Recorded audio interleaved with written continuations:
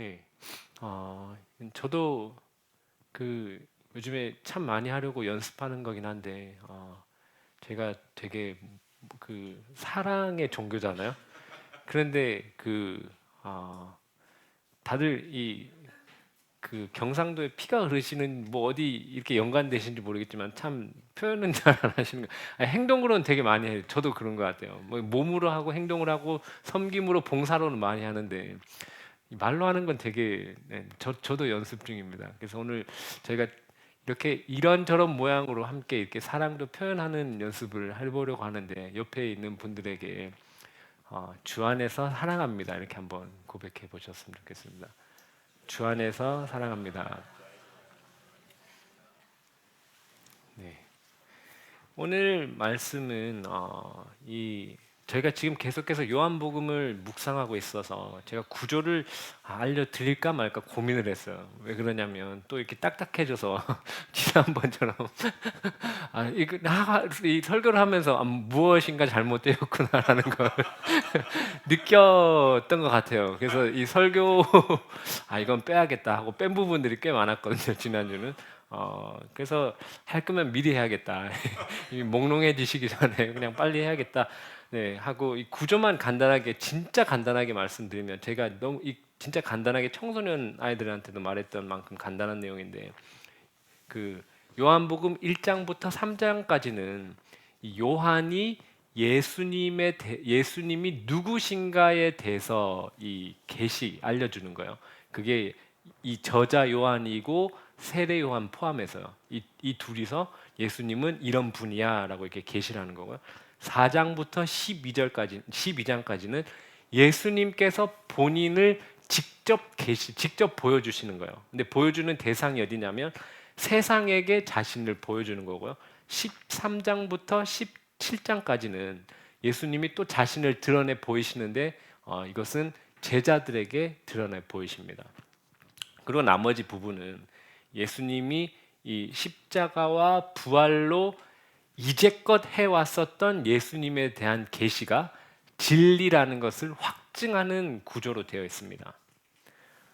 어, 네, 괜히 했나 싶네요. 네, 네, 네, 요거를 제가 요런 건 다음에 빼도록 해야겠네.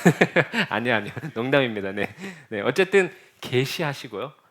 십자가와 부활을 통해서 이게 진리다라고 이렇게 확증하시는 게 요한복음 전체 큰 흐름이에요. 그리고 7이라는 숫자를 되게 많이 씁니다. 7번에 나는 뭐뭐다라고 이렇게 말씀하시는데요. 뭐뭐다는 뭐가 있냐면 생명의 떡이다, 세상의 빛이다, 양의 문이다, 선한 목자다, 부활 길 진리 생명 참 포도나무이다. 이렇게 7번, 총 7번 나는 뭐뭐이다라고 이렇게 스스로를 표현하십니다. 그리고 상당히 독특한 표현이 또 7번 쓰시는데 예수님께서 스스로를 드러내시면서 나다 혹은 내가 그니라라는 표현도 7번을 쓰십니다. 여러분 이게 어떤 표현이냐면 구약에서 이 하나님께서 이 떨기나무에서 모세를 부르실 때 모세가 하나님 저를 누가 보냈냐고 이렇게 대답할까요라고 질문했을 때 하나님께서 떨기나무 그 불 가운데서 뭐라고 대답하셨는지 혹시 기억나시나요? 되게 알쏭달쏭한 말을 하셨어요. 네, 나는 스스로 있는 자다. 뭐 쉽게 또 표현하면 내가 나다 이런 표현을 하셨거든요. 근데 그 표현이 이 표현입니다. 그래서 이 히브리어로는 이건 넘어갈게요. 누가 예수님께서 자기 스스로를 그 모세에게 하나님께서 표현하셨던 그 표현으로 자신을 표현한 거예요. 내가 그다, 내가 그니라. 헬라어로는 에고 에이미라고 하는데 저희가 누가 이 자신을 이렇게 표현할 수 있을까요?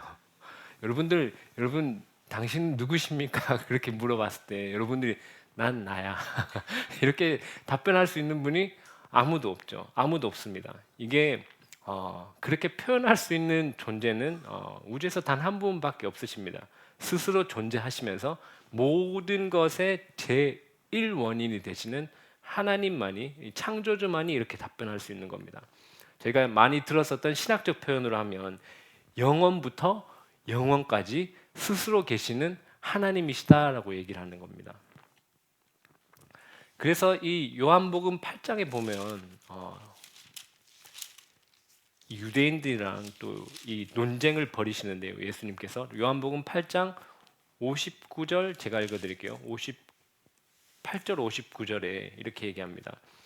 그 유대인들이 네가 50도 안 됐는데 네가 아브라함을 어떻게 아느냐라고 예수님께 질문했을 때 예수께서 이르시되 진실로 진실로 너희에게 이르노니 아브라함이 나기 전부터 내가 있느니라 하시니. 이 표현이 뭐라고요?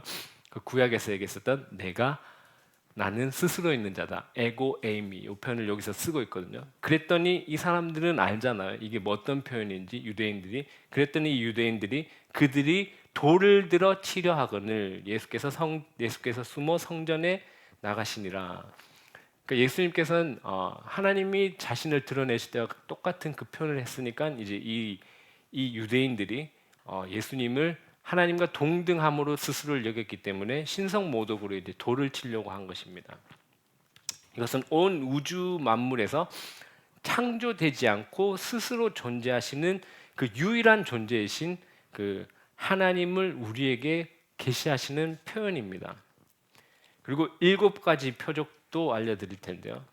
7가지 표적은 물로 포도주를 만드신 것, 왕의 신하를 살리신 것, 그리고 오늘 말씀에서 나오는 38년 된 병자를 고치신 것, 5천 명을 먹이신 것, 그리고 눈먼 자를 고치신 것, 죽은 나사로를 살리신 것, 예수님께서 부활하신 것. 네. 제가 이렇게 그래도 뼈대 같은 걸 알려드리는 이유는 그래도 여러분들 앞으로 계속 묵상하시고 설교 듣고 하실 때 이게 잘 모르실 수도 있어요. 이게 그 야금야금 누적시켜서 여러분들 나중에 은혜가 풍성해지는 걸 느끼실 수 있을 거예요. 그래서 제가 요 졸린 부분 앞에다 넣었고요. 제가 이 설교하는 걸 제가 요리하는 이게 요리하는 걸로 많이 표현을 하거든요. 근데 이제 저도 요리는 후다닥 빨리 하는 걸 좋아하는데 제가 이 요리를 할 때는 이렇게 손질도 하고 이제 졸릴 때 되면 조금 짠맛도 넣어서 깨우기도 하고 요즘 여러 가지 생각을 많이 합니다. 네, 그래서 하나 준비한 게 요즘 저희 준이가 아재 개그랑 성경 아재 개그에 꽂혀 있어요.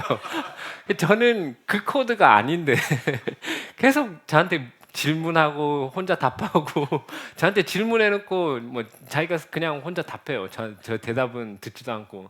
그래서 제가 하나 준비했어요. 자, 조금 변형한 건데 교회 다니는 사람들이 쇼핑을 갔어요. 쇼핑을 가서 마음에 드는 물건을 보고 하는 말은 혹시 아세요? 혹시 집사님 아시면 네, 답도 안 나왔는데 벌써 우시는 정답은 예루살렘.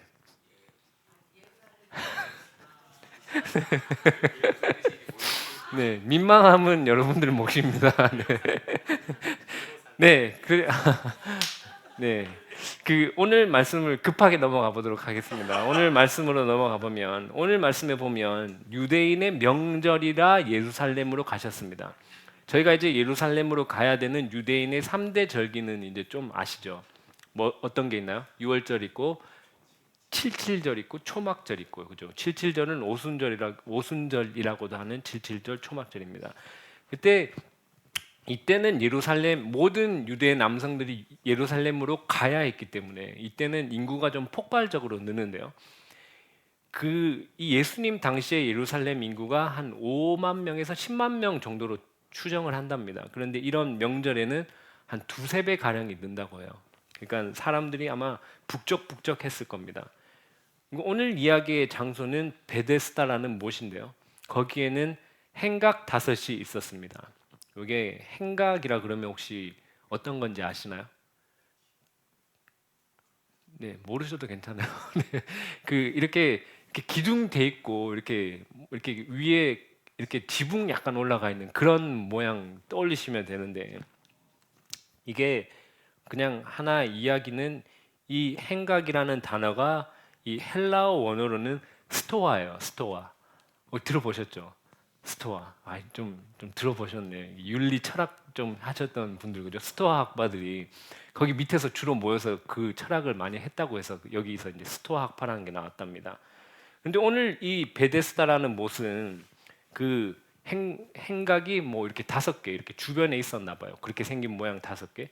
이 베데스다라는 못은 약물이라는 그 성전 북쪽 구역에 있는 그 지역인데요. 이 베데스다라는 이름이 이 뜻이 자비의 집, 이 은혜의 집이라는 뜻이 있습니다. 그런데 그 자비의 집에 모여 있는 사람들이 이런 자들이었다고 이제 설명을 하는데 제가 3절, 4절 한번 같이 읽어 볼까요? 오늘 말씀 3절, 4절 한번 같이 읽어 볼게요. 요한복음 5장 3절, 4절 읽겠습니다. 그 안에 많은 병자, 맹인, 다리 저는 사람, 혈기 마른 사람들이 누워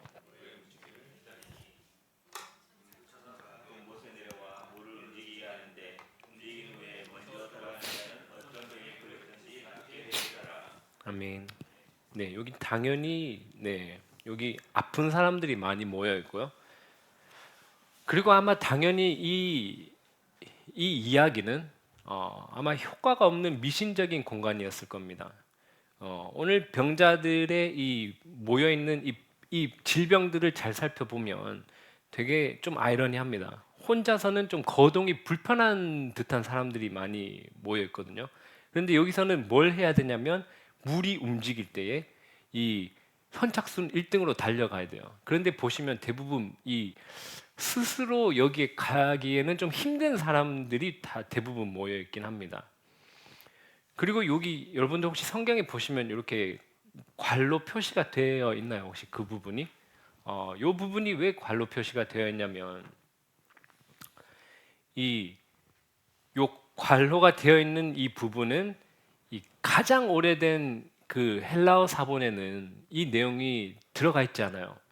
들어가 있지 않는데 이 가장 오래된 이 신의 이거 또 되게 고민되는 순간이긴 한데 오래된 사본에는 없어요. 그러니까 제일 최초로 발견된 사본에는 없는데 이 저희가 들고 있는 이 성경책이 원본이 아니잖아요. 헬라어 원본이 아니잖아요. 신약 부분은 이 헬라어 원본은 없어요. 없고 이 원본을 베껴 쓴 사본만이 존재하는데 사본들이 되게 많아요. 여러 지역에 분포되어 있어요. 근데 이 사본들 중에 이 본문으로 가져와서 쓸 표현을 어떻게 채택을 하냐면 첫 번째 원칙은요. 가장 오래된 게 제일 좋아요. 가장 오래된 게 좋은 거고요.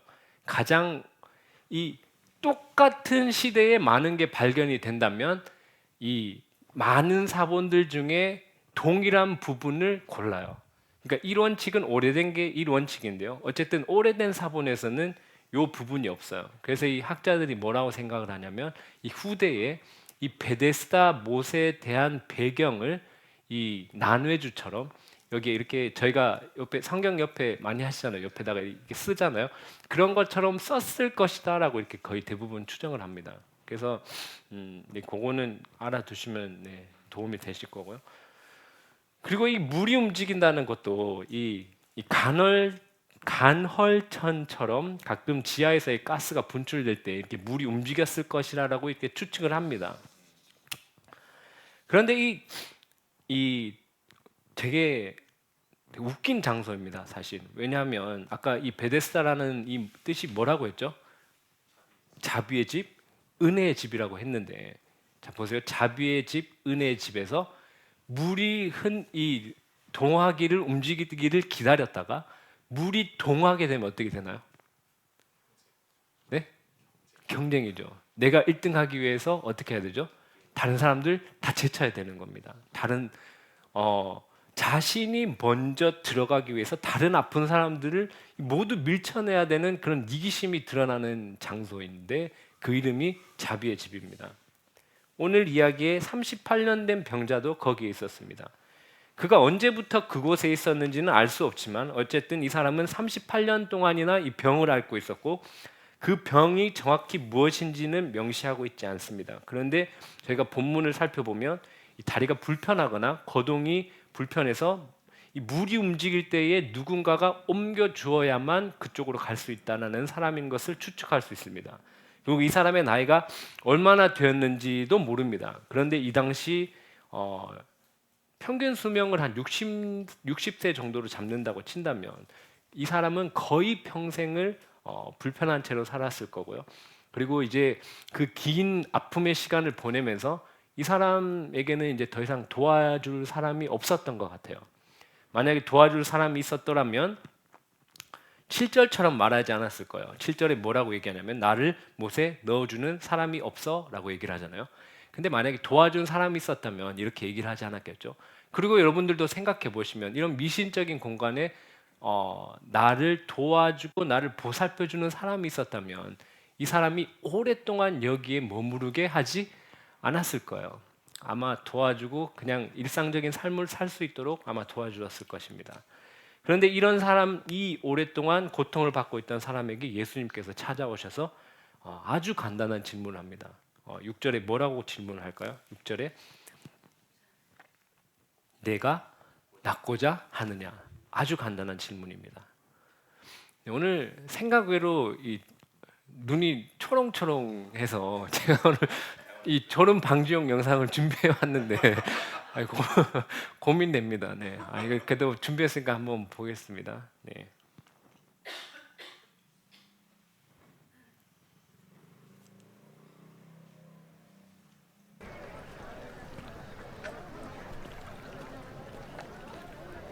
저자다. 누구요? 저기.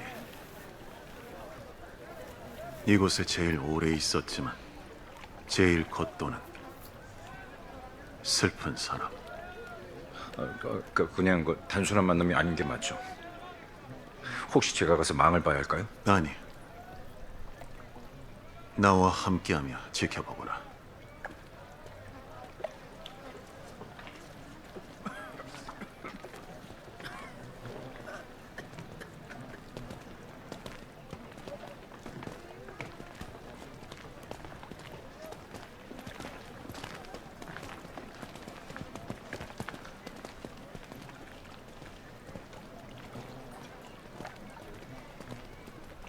샬롬. 저요? 그래, 샬롬? 물어볼 게 있는데. 저한테요? 전 아는 게 많이 없는데. 말씀해 보세요. 네가 낫고자 하느냐? 누구세요? 그 답은 나중에. 우선 답을 해보겠나? 저를 물에 넣어 주시게요?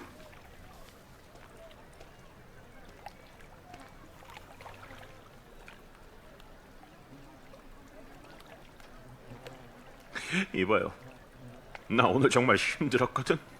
오늘뿐 아니라 아주 오랫동안 힘들었지.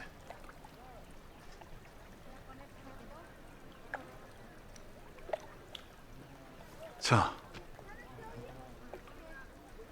선생님, 물이 움직일 때 나를 못에 넣어주는 사람이 하나도 없었어요.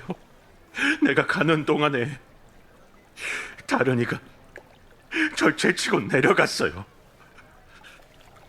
그래서 날 보거라. 나를 봐. 내 질문은 그게 아니야. 누가 도왔는지 안 도왔는지, 누가 먼저 갔는지 물어보는 게 아니야. 자네는 어떠냐고.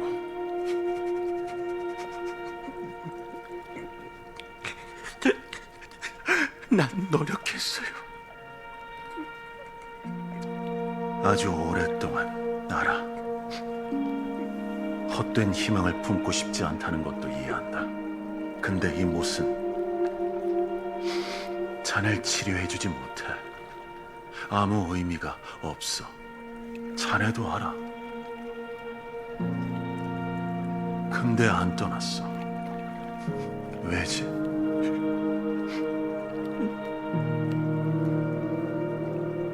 저도 모르겠어요. 이 못은 아무것도 아니야. 너에게 필요한 건 나지.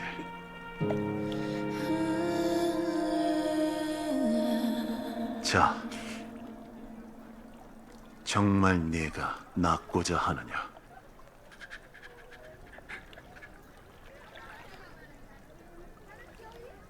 그럼 가자. 일어나. 자리를 들고 걸어가라.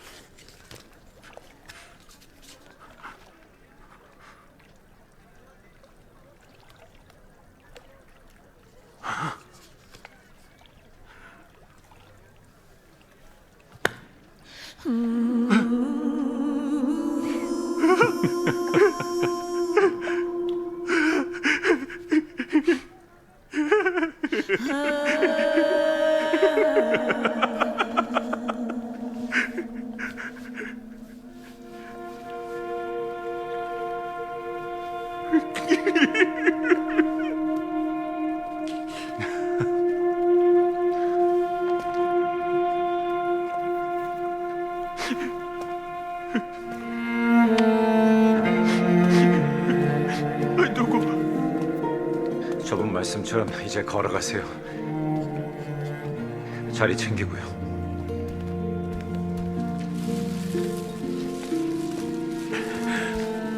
이게 왜 중요하죠? 다시 돌아오지 않는다는 뜻이에요. 그 삶은 끝났어요. 이제 모든 게 다를 거예요. 당신 안식일인데 뭐 하는 거요? 안식일에 자리 들지 말라고 토라에 써 있나? 토라 말고 구전 전통엔 그래. 맞아요. 자리를 들고 이곳저곳을 돌아다니는 것은 안식일을 위반하는 거죠. 낮게 한 분. 방금 일어난 일 못 봤어요? 지금 안식일이 문제예요? 그분이 그랬어요. 네 자리를 들고 걸어가라. 저기 누가요? 얼른 누가 그랬는데요? 아니 그분요. 아니 몰라요. 이름은 말 안 해줬어요. 그래요. 물론 그랬겠지요. 분명 당신에게 마술을 건다. 네. 예수님의 질문은 간단했어요. 내가 낳고자 하느냐. 그런데 질문에 대한 답변은 끝끝내 하지 않았습니다. 내가 낳고자 하냐고 물어보셨는데 보통 다른 데서는 낳고자 원합니다. 이렇게 원한다고 답변을 하잖아요. 답변을 하지 않았고요. 이 사람은 이렇게 답변을 했습니다. 묻는 내가 낳고자 하느냐라에 대한 답변을 하지 않고 제가 읽어드릴게요. 7절에 보면 주여 물이 움직일 때에 나를 못에 넣어주는 사람이 없어 내가 가는 동안에 다른 사람이 먼저 내려가나이다. 예수님의 질문은 뭐였나요? 내가 낳고자 하느냐였습니다. 그런데 이 사람은 아직 예수님이 누군지 모르기에 그저 단순히 물을 움직일 때 자신을 들여다가 옮겨줄 사람, 호의를 베풀 사람인가 보다라고 인식을 했던 것 같습니다. 그러면서 이 사람의 답변에는 어떤 것이 묻어 있냐면 나는 이 고통 가운데 있으면서 이 고통 가운데 벗어나려고 노력을 했지만 나를 도와줄 누군가가 없어서 나는 이 고통 가운데 여전히 지내고 있습니다. 라는 답변이 묻어 있습니다. 그런데 예수님께서 알려주시고자 하시는 것은 너를 고통에서 벗어나게 해줄 사람이 이 베데스다 못도 아니고 너를 들여다줄 누군가도 아니고 바로 예수님 자신이심을 보여주셨습니다. 그런데 여기서는 좀 독특한 게 예수님께서는 이 질문에 답변을 하지도 않으셨는데 예수님께서 명하셨죠. 믿음도 심지어 요구하지도 않으셨어요. 그냥 내 자리를 들고 걸어가라라고 명령을 하셨습니다. 그리고 그 명령대로 움직이는 자신을 보았을 텐데요. 저희가 이것을 단편적으로 문자적으로만 보면 이게 어떤 의미가 이 사람에게 일어났는지를 잘 모르는 것 같아요. 그래서 제가 요한복음 1장 1절부터 3절까지를 한번 같이 읽어볼까요? 요한복음 1장입니다. 요한복음 1장 1절부터 3절까지 말씀 한번 읽어보겠습니다. 요한복음 1장 1절부터 3절까지 태초에 말씀이 계시니라 이 말씀이 하나님과 계셨으니 이 말씀은 곧 하나님이시니라. 그가 태초에 하나님과 함께 계셨고 만물이 그로 말미암아 지은 바 되었으니 지은 것이 하나도 그가 없이는 된 것이 없느니라. 아멘. 빛이 있으라 하심에 빛이 있었고요. 여러분들 창세기 말씀하시잖아요. 온 우주 만물을 창조하신 그 하나님의 말씀이 어떻게 된 거죠? 그자에게 임한 겁니다. 임했더니 자신에게 그 말씀대로 이루어지는 것을 아마 저희는 잘 모르잖아요, 그죠? 이게 어떻게 경험이 되어지는지. 말씀이 자신에게 임해져서 그 말씀대로 자신이 그냥 움직이게 된 것입니다.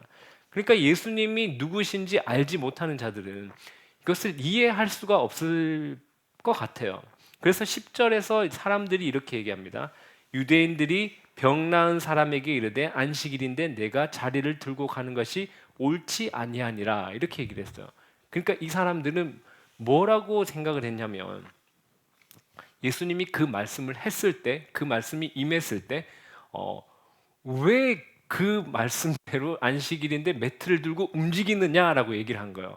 그런데 이 병자에게 말씀, 생명의 말씀, 하나님의 말씀이 임했을 때 이 사람이 그 말씀을 거부하고 자리를 들지 않고 가만히 있을 수 있을까요?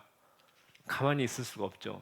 빛이 있으라 하시네 빛이 있으셨던 그 하나님의 말씀이 자신에게 임하셔서 일어나서 자리를 들고 걸어가라라고 명령하시는데 거기에 어떻게 내 의지로 거부를 할 수 있겠습니까?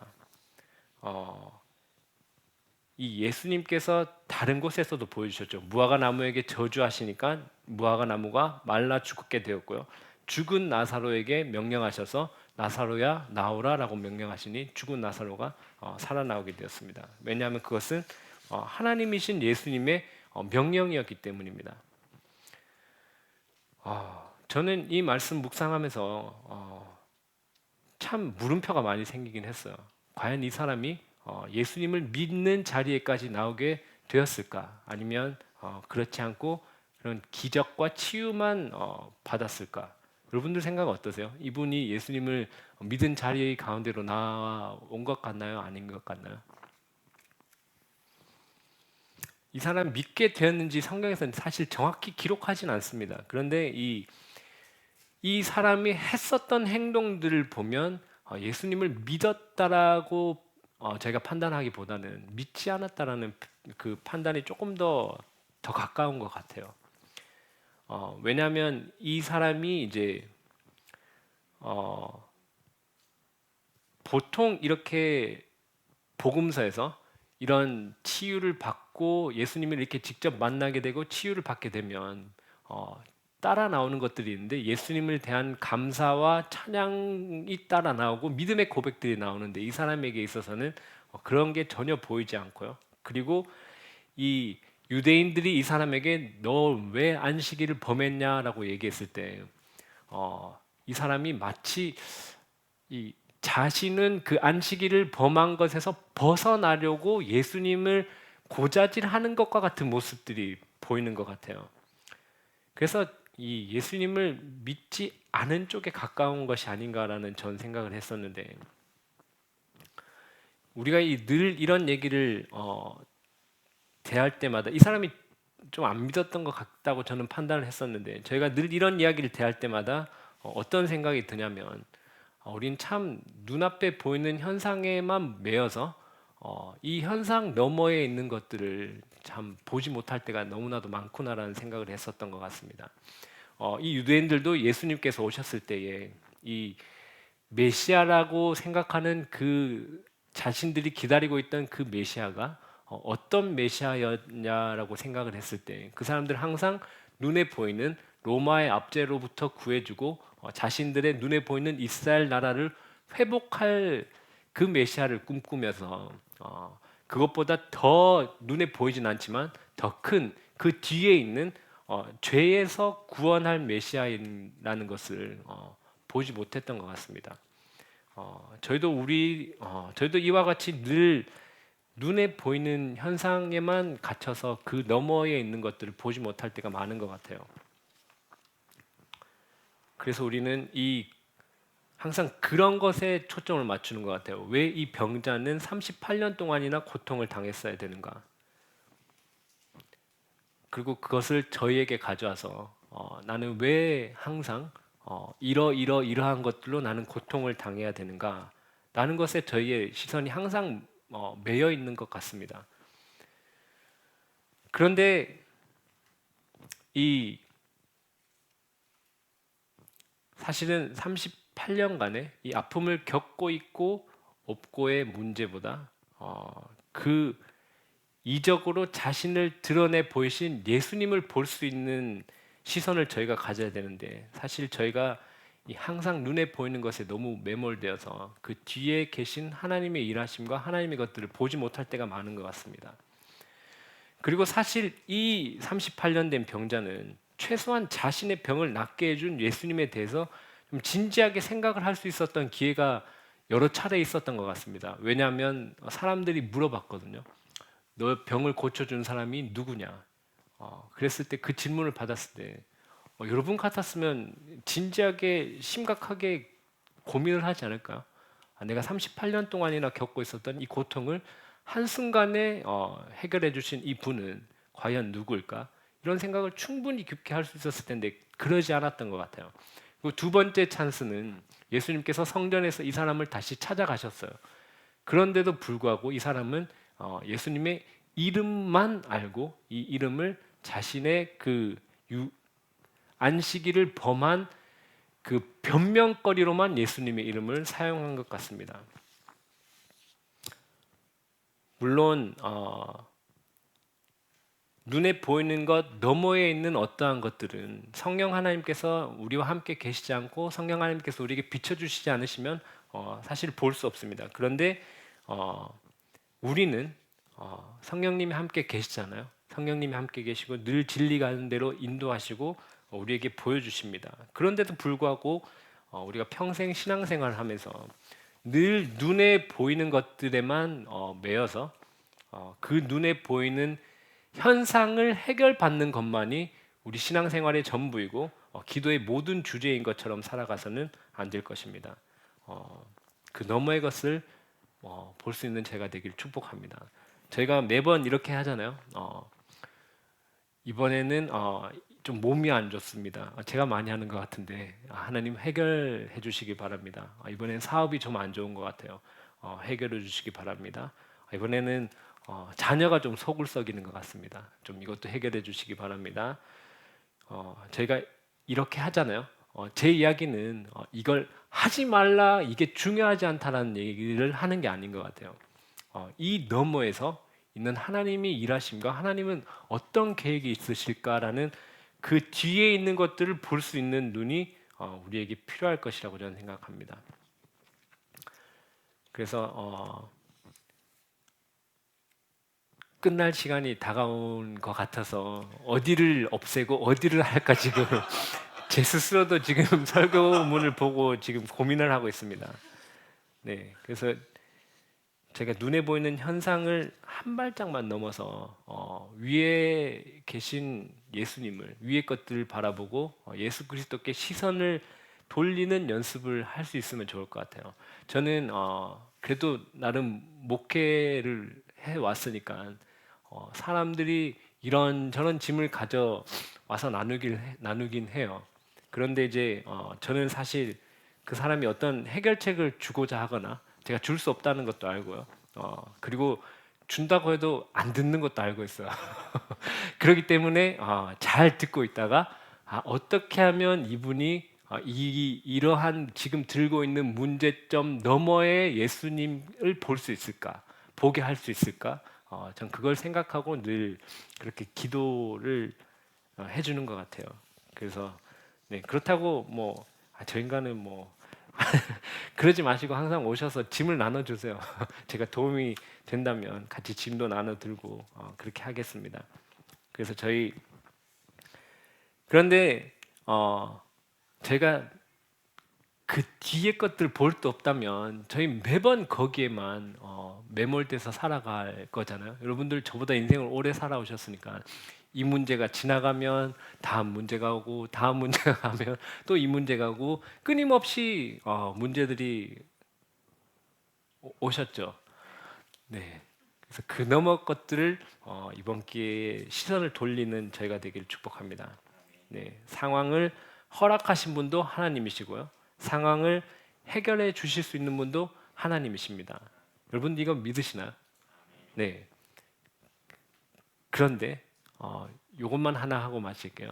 저희가 그 상황 가운데서 매몰되지 않고 하나님께 시선을 돌렸다고 해서 꼭 그 상황이 해결되는 것은 아니에요. 해결될 수도 있고 되지 않을 수도 있어요. 그런데 한 가지 확실한 것은 무엇이냐면 우리의 시선을 하나님께로 올려 드렸을 때 저희가 최소한 이 상황에 매몰되어서 이 상황에 압도되지는 않는다는 거예요. 이것을 분명히 이 상황 가운데 승리하게 하시고 하나님께서 이 상황을 넉넉히 이길 수 있게 하나님께서 도와주십니다. 이것은 하나 확실합니다. 상황이 해결될 수도 있고 안 될 수도 있지만 분명히 하나님께서 이 상황이 나를 압도하지 않게 하실 것입니다. 그래서 여러분 눈앞에 펼쳐진 많은 것들이 있어요. 여러분 아픔만 있을 때가 아닐 수도 있잖아요. 아픔이 있는 분들도 있고 어떤 사람들은 아픔에 매몰될 수도 있는 거고 어떤 사람은 너무 좋은 게 눈앞에 와서 하나님께 시선을 놓칠 수도 있고 그렇죠. 여러 상황들이 있잖아요. 또는 너무 평안해서 나태해져서 하나님에 대한 시선을 놓쳐버릴 수도 있을 것 같아요. 그렇지만 이 모든 상황 가운데서 그 너머에 계신 하나님께 시선을 고정하고 살아가는 저희 새뜻교회 성도들이 되길 축복합니다. 저희 함께 기도하겠습니다. 함께 기도할 때 하나님 저희의 시선을 이 땅의 것들만 보지 않고 그 너머에 계신 하나님을 보게 해 주시기를 원합니다.